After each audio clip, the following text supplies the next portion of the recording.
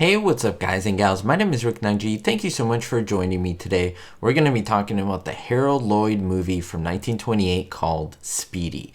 It's a great one. I don't know if you have checked it out, but if you're into silent movies and have not seen this movie, I think you should make a really big effort to go and watch this movie. Let me tell you a little bit about it and then some absolutely mind-blowing facts about this movie. If you want me to look at some of these films a little bit closer, some of these old silent classics from Charlie Chaplin, Harold Lloyd, maybe a little bit of Buster Keaton, let me know in the comments down below, maybe with your favorites, and I'll see which ones of them I can tackle. Let's get right to it. In this movie, Harold Lloyd is playing a character named Speedy. In fact, Speedy was his real-life nickname. Now, Speedy in this, unfortunately, loses his job as a soda jerk, as they knew him back then, and spends a day with his girlfriend at Coney Island.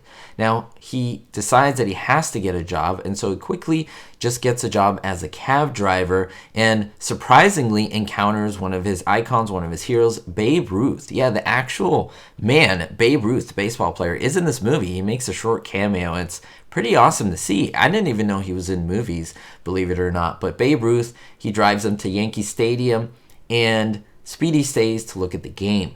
Now, when the railroad tries to run the last horse-drawn carriage trolley out of business, Speedy organizes a neighborhood old-timers to mess up their scheme. It's a really good movie. It's really fun-hearted. It has a really high rating.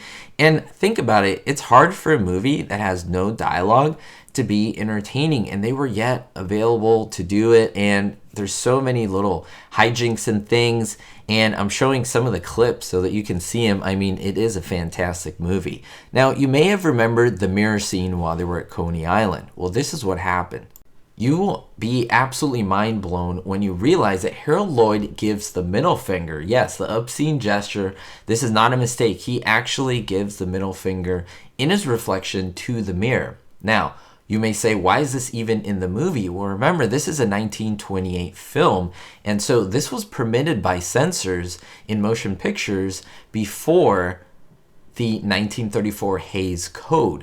Now, this Hays Code said that certain things cannot be shown in movies, but since this was 1928, there was no real code about what could not be shown, and it's pretty amazing to see that something like the middle finger, that obscenity, flew through this movie and is seen. You can see it in this movie. I show it right here. It's pretty interesting to see that later on it was banned, but earlier on it was technically allowed. Did you ever notice it in this movie? Now, the scenes that were filmed at Coney Island, I mean, they were real. They were actually at Coney Island, and Harold Lloyd, yes, was very popular at the time. So what did they do to not draw an unnecessary crowd to kind of mess up filming? Well, they had to film it secretly. They actually didn't hide Harold Lloyd. They hid the camera equipment from view so that people wouldn't come to see him. If you notice in some of the scenes, adoring fans, real people, are kind of looking at him. Surprisingly, they're not allowed to come closer to him, but they didn't realize that he was filming something, and so they kind of left him alone. But if they had the cameras, everyone would come and see what was going on. So it's pretty cool that they hid the cameras from the public. Now, you may remember the streetcar crash in the movie, and you may think, well, yeah, this was part of the script, right? Well, no. Now, the streetcar crash was hit a train support, an elevated train support, and this was unplanned, may I add. It was a complete accident. No one was injured, but if you look, they actually did something to make sure it worked within the story. Now, the idea that Harold Lloyd replaced the broken wheel on the actual streetcar with the manhole cover, that was improvised on the spot after the accident. The scene was supposed to be where the streetcar made the turn and continued and other stuff was supposed to happen, but because they wrecked the streetcar, they didn't have a replacement. They said, well, what can we do? Maybe we can add something where we can add a wheel and let it keep going even though it's crashed. And so they came up with that idea of replacing it with the quote-unquote manhole cover. They improvised it on the spot. And you can even see, I'll show it here, the stunt driver, which is not Harold Lloyd, he is crouching when he notices that the streetcar is going to hit the pole, and he's in white overalls, and he is essentially ejected forward from out of the trolley and comes out to the frame, and he barely misses being in an accident and crushed himself, but he was not injured, which is truly a miracle.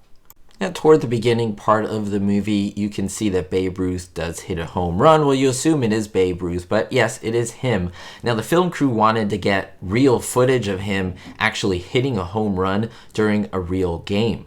So they were planning to film for a few games to give him an opportunity to see when he will hit the home run, but they didn't even have to wait that long. I mean, this man was so good that he hit a home run in a real game in just the second inning of the first day of filming, and that's it. They didn't have to wait any longer than that, and I think that's absolutely amazing. Now, I could go into so much more information about this film, other Harold Lloyd films, possibly, as well as Buster Keaton, who's a favorite of mine, as well as Charlie Chaplin. Let me know which films you want me to look at, some information that I can dive deep into it. I would love to do that. This is just a little taste for you to enjoy. I hope you did enjoy it. We'll see you all next time. Thanks for the support as always. And don't forget, everyone, no matter what you're going through, what struggles, what difficulty, always push through, always think positively. And as I always say, always be hopeful. Thank you to all my Patreon supporters, especially my Diamond Tier patrons. John O, David D, Sally N, Jerry D, Vito L, Citizen Kane, Jennifer P, and Kevin K. If you want to appear on this list and support the channel in a very personal and effective way, links are in the description. Thank you so much.